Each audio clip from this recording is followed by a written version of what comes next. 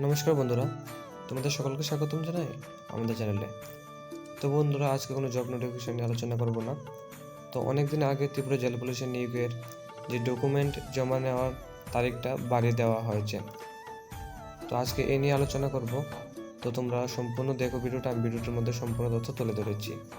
তো বন্ধুরা, আগে লাস্ট ডেট ছিল 10 তারিখ পর্যন্ত ডিসেম্বর মাসে। তো এটা 5 দিন বাড়িয়ে দেওয়া হয়েছে।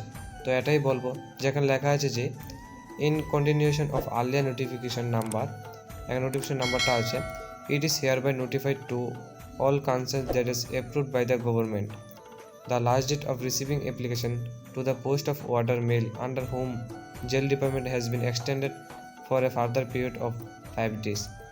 মানে আগের ডেটের থেকে আরও 5 দিন বাড়িয়ে দেওয়া হয়েছে।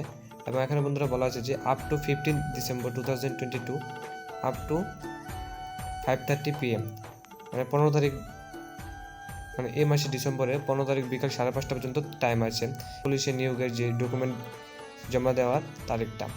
তো এখন পর্যন্ত যারা যারা জমা দেওনি, তো তোমরা অতি সত্বর জমা দিয়ে দাও, এটাই লাস্ট সুযোগ, এরপরে আর টাইম বাড়ানো হবে না। তো বন্ধুরা, ভিডিওটা যদি ভালো লেগে থাকে চ্যানেলকে সাবস্ক্রাইব করে পাশে থেকো। ধন্যবাদ।